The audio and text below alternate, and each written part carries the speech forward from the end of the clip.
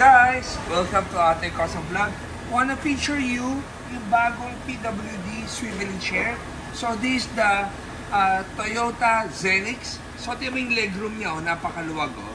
So imagine mo yung original na upuan, minodify namin para magamit pa rin. So ang meron lang siya sa kanya is the mechanism at the bottom. So pakita ko lang sa inyo how it works. So you need to press lang ito.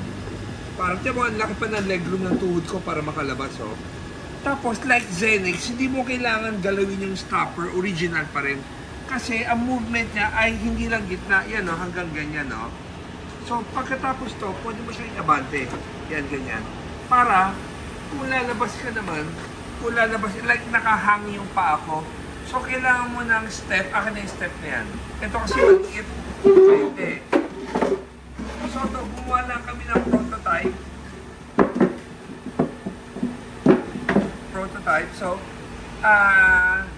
para dapat, ang gagawin yung kahoy ay something like yung PWD, sakto, parang nakatayo siya at bababa ng ganyan and bababa ng ganyan. So, this one, kinustom-made namin. Ito yung first na kinapitan namin that can swivel. Bakit namin ginawa to? Kasi may mga wheelchair lift, yung buwababa na ganyan, hindi ma-afford ng everybody. So this swiveling mechanism na to, it's only 280,000 for you to have this. Sino ba gumagamit ito? Ito yung mga taong kunyari may problema ka sa hips or hirap ka pumasok. So, ang gagawin na 1, 2, so pag nakatayo ka na, uupo ka na. Pag upo mo, naatras ka. Okay. Katulad ko, matangkad ako, binabantayan ko sa ulo ko na kailangan mo yumuko ng pagganyan. Pero pagka maliit ka, hindi mo na kailangan yumuko. So, pero maganda sa kanya, pag naupo ka na, isuswivel mo na siya.